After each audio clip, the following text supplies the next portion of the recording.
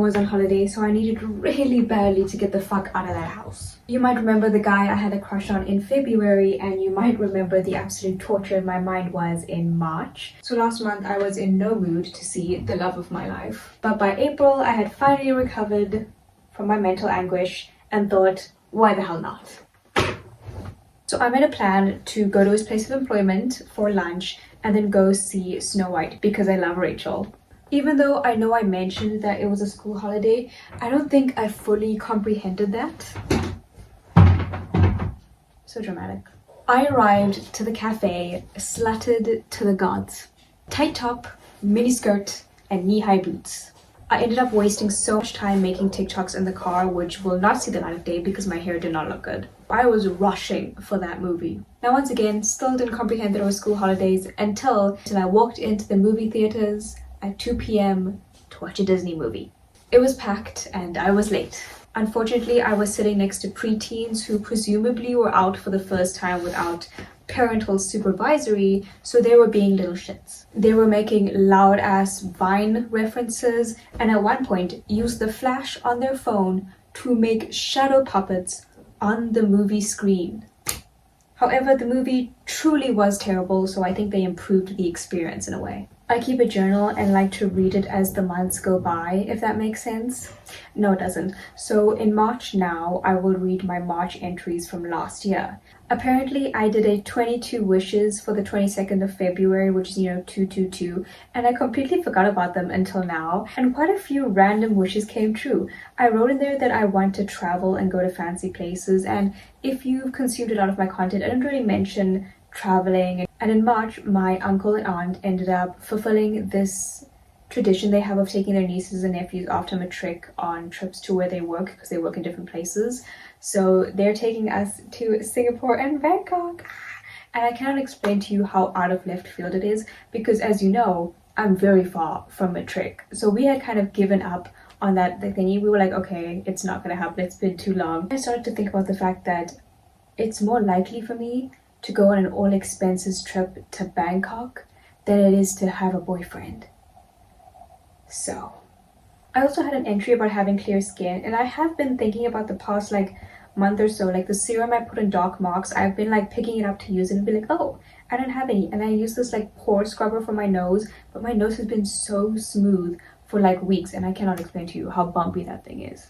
Or used to be. There were some wishes I didn't get, like a boyfriend, a job, just being further along on this app. I also read this entry I made about wanting friends who are considerate and caring, and as you remember, I did end up losing 2 friends. So yeah, in a way, in the most fucked up way possible, now I have friends who are considerate and caring. In my January vlog, I said that I was feeling quite lonely, and unfortunately it's kind of gotten worse now, but I've instead decided to accept it and just move on instead of fighting it. And it was kind of thrilling. Instead of waiting to share my life with people who barely make the time, I decided to share it with myself. I continued, ooh, this is sopping wet, that's crazy. Why did I think this was dry?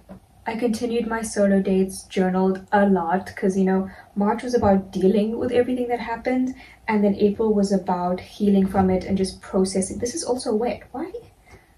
Processing everything that happened so that I can move on. And oh my god, do you think men do this? After that, I felt so much lighter and more at peace, because I think I was really fighting being alone, so I also tolerated a lot of garbage treatment. But now I'm I prefer to be by myself, and I'm not gonna change my whole life for a social interaction with someone who, once again, is not considering me at all. I booked a yoga class, but it's cloudy and rainy. I might be the only person. Last time I was the early, and then someone came a little bit after, but it was just me, which is great for my social anxiety, a solo private yoga session where she can only just see you. Ooh, that'll do it. There are people here. Where's cement? Oh, in a hair. Look at the weather. Ooh, gloomy.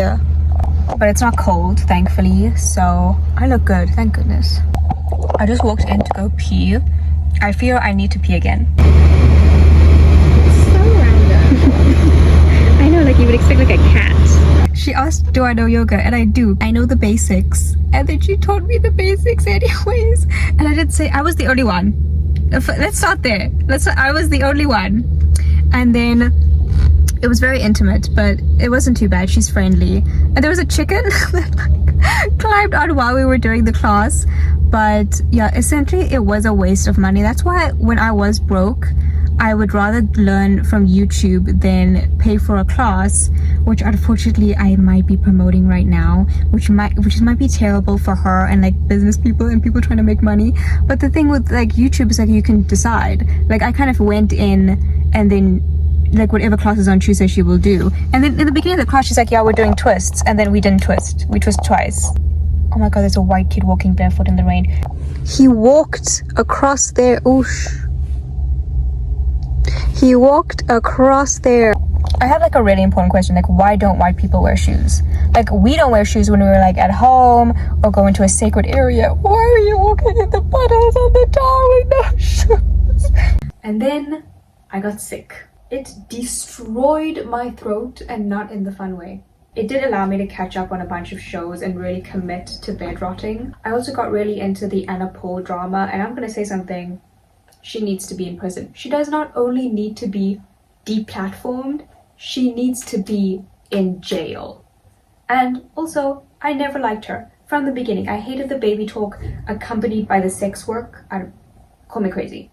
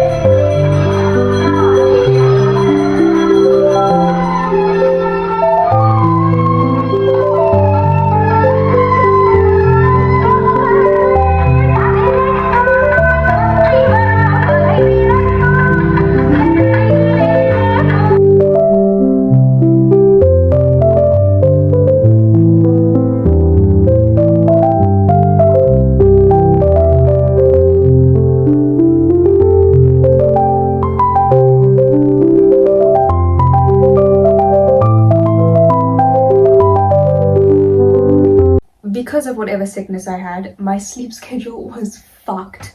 I guess I would, because I was resting the whole day, when I would go to bed, I wouldn't sleep. So I would be up until like 2 o'clock in the morning for no reason, which was fine until I remembered that on Sunday, I needed to be up at 5. So on Saturday, I made a plan to wake up at 8 o'clock, no matter what time I fell asleep, so that by Saturday night, I would be so tired that I passed out. Now it's Sunday morning, Nana's prayers at Chatsworth. I am not fully recovered. I'm still taking the medication, and as soon as I arrive, it is time to get to work. What work? Picking 1,008 tulsi leaves. I chose to fast with the other one, which means I couldn't take my meds until after I ate, which is around like 10 in the morning. So I was just doing this raw. And as soon as the prayers ended, I was up. It was time to get to work. I was serving food, setting tables, doing the little like milk thing that you pour in your hand. Now there was this bitch, and unless you're a woman you probably won't get what I'm trying to say, but she didn't like me in small subtle ways. So she said hi to everyone except for me. She just would not acknowledge me. Like she obviously clearly hated me, and yes, this was the first time I met her. It's chaos. As like the young woman, I'm doing a lot of the like running around. So every time I would go do one task, like 5 different people will give me another. And it was just like, I was not getting a break. So tell me why. Same evil bitch is sitting at the table. I'm serving the things, I'm running, I'm walking up and down. She makes a request. She's like, where's the nuts chutney? Now 1, I'm gonna get to that. And 2, you could actually get it yourself because you were just in the kitchen before you came to sit down and watch everyone serve the food. And 3, fuck you. So now, because she couldn't wait, while I'm in the middle of this, I go and serve her precious nuts chutney like the glorified waitress that I am. And like I said, this isn't like a fun little lunch. It's prayers. So also in between that, I'm doing like little rituals and stuff. But God forbid, she doesn't get her nuts chutney. And then there's more. So once again, while I'm doing all of these things, serving nuts chutney, doing rituals, this guy comes up to me, this uncle, and he's like, "You got 1 cup mineral." So, so now I need to stop what I'm doing. I need to stop. And I need to go get you your glass. Now I'm setting up for the lunch. The drinks are gonna be there on the table. We've done this before. We've done this dance. You know the process. So I need to stop what I'm doing so I can get you something that you could easily get if you let me finish. So now I have to go find the cool drink in the cups, which someone else was going to sort out anyways, but now it's my job. And then I gave him his drink. Now he's alone in the kitchen, and I can see from the doorway in the corner of my eye, he finishes the drink. He's standing there, and then he puts down the paper cup on the kitchen counter. Now I bet you're wondering, is there a bin in the kitchen? Yes. Was there a bin, a big bin, right outside the kitchen where he was going? Yes. It wasn't even like he was setting it down to like come back to it, because everyone was going to go to sit at the tables to eat and drink. So he did that knowing someone else would have to pick that up and put it in the bin that was right there. He said, "I'm going to give you all extra work. You look like you're chilling. You look like things are really calm right now." Then, obviously I can't eat yet until I serve everyone the bhaja and the vada and the samosas and everything. So as I see the things going, my favorite food is samosas. Cheese and corn samosa is my favorite thing in the entire world. So there's one left. As I'm serving, I cover it up with napkins and I go, "Serve some bhaja." My mouth is watering. I'm done. I'm so excited. I'm gonna have a thing. I deserve this. It's been so tough. I deserve the samosa. Girl, it's gone. That samosa's been gone. And while we're waiting for the men to finish eating, the girlies are standing by the doorway just chit-chatting. Then suddenly, this 9-year-old comes running and screams, "Yasika, I found your TikTok!" in front of my dad's side of the family. Now I freeze, but I play it off casually and I'm like, "Oh, that's so cool." And then like try and put the volume down on her phone or switch it off, just anything. And thank goodness it was a video where it had music over it instead of me talking or like a voiceover, because as you know, not only are my videos not kid friendly, they are most definitely not dad's side of the family friendly. When I switch off her phone and we go to eat, that was the most overwhelming 3 minutes of my life. I don't think you can show. Okay, you kind of show it. It's okay. It's fine. No one watches them anyways.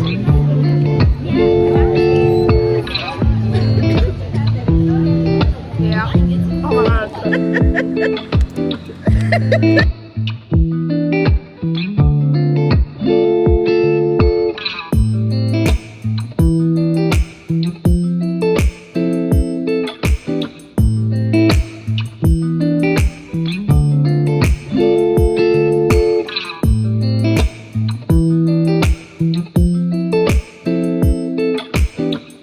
So I posted a short version of this on TikTok, but I actually really need to get into it. So at this point, I finally recovered from being sick and I needed to get to the mall because I have not been on top of myself.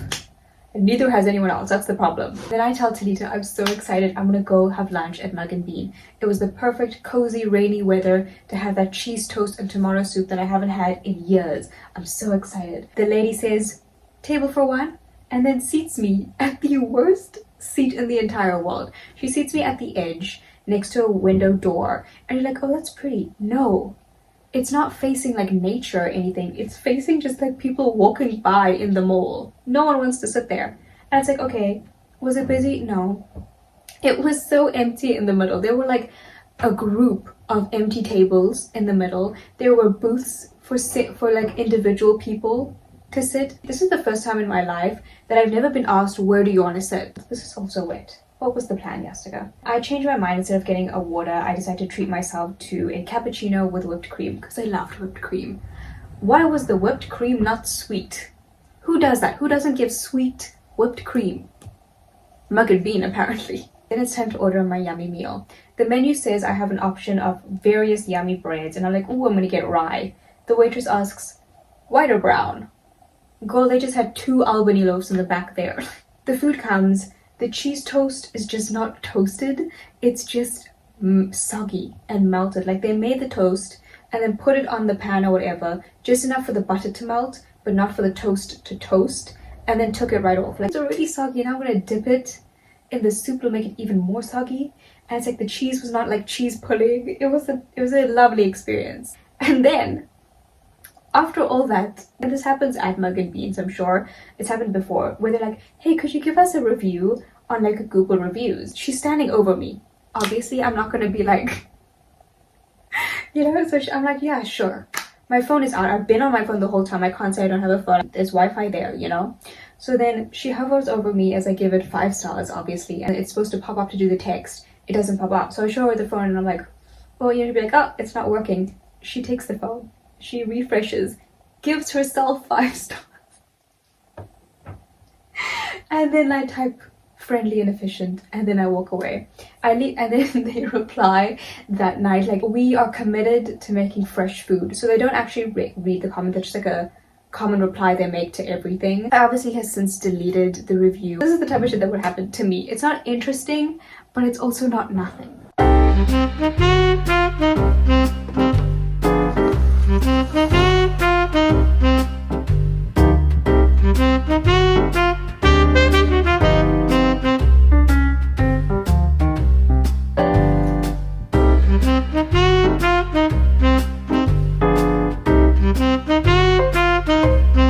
For Easter weekend, Kenyezi and I went to a little, oh, this is all stained up.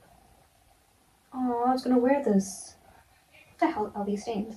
Yeah, Kenyezi and I decided to go to like a little Easter fair thing, and I had a lot of expectations, and that was my fault. It had a lot of stalls of things that you could just like make yourself, like a lot of beaded bracelets, and I'm like, oh.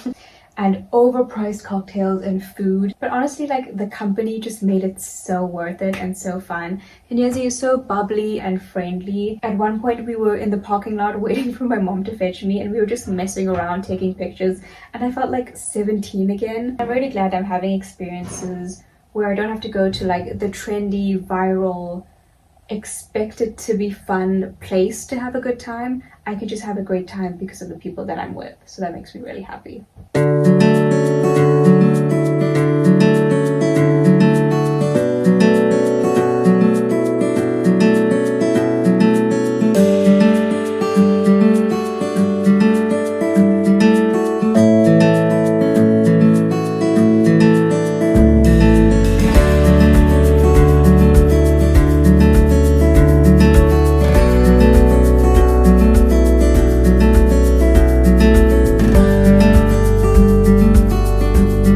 You guys remember Talita, the iconic voice at the beginning of the March video, and also the poor woman that listens to like my 50,000 minute long voice notes complaining about said friends and helping me like process everything. She came to Peter She left Pretoria and came to Peter to see me and her nanny and her family, but also me. And it was so fun because we are long distance friends, so I got to give her a tour of all the places I tell her about during the calls, and number 1 on the list was the crush that I talk about a little bit too much. Unfortunately, he wasn't there and it was closed, but it was actually nice that I got to literally reenact all of our teeny tiny interactions that I've deluded myself into meaning he loves me. I made her pretend she was me and that I was him. It must be so boring being mentally stable. So when we first became friends, I told her the story about when we first moved. We were so excited that there was a bakery here that had like cakes and stuff, and we ordered the Ferrero Rocher cake. Now, if you know Ferrero Rocher, it's hazelnut. Like, hazelnut is that girl in it. It's covered in it. It's inside the middle, like Ferrero Rocher. We take a bite of that cake. Baby, that's peanuts. You can't just switch out the type of nuts. She thought the story was hilarious because she also knew the bakery, and we talk about it every single time we call. So when she came, I'm like, we have to go get that cake. And years later, lo and behold, they still had the infamous Ferrero Rocher cake. We decided to eat it at the cafe near my crush. And surprise, surprise, peanuts. We giggled, and then we got really concerned about the people with peanut allergies that buy that cake. And then as they were closing, we went and we just sat in the car parking lot. Sorry to her cousin's friend who was in a car accident, but I'm super grateful because that meant we could hang out for longer. So from there, we decided to go to her nanny's house, and we literally just like sat in the bed, took off our makeup, took off my bra, and we ate like some of her nanny's mealy cake and just like yapped for as long as my mom would let me.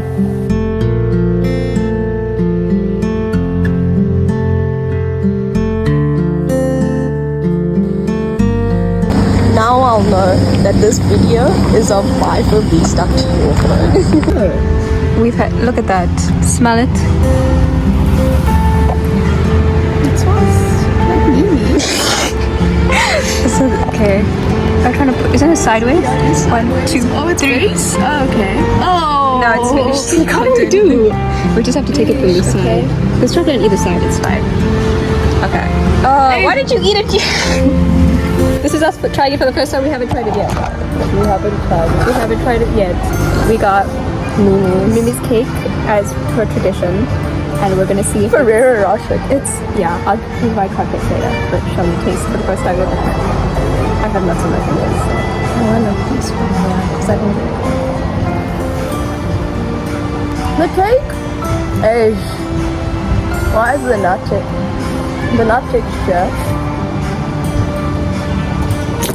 You know, I have a sneaking suspicion this is peanuts and not. 100% peanut. And like, let me get some cake.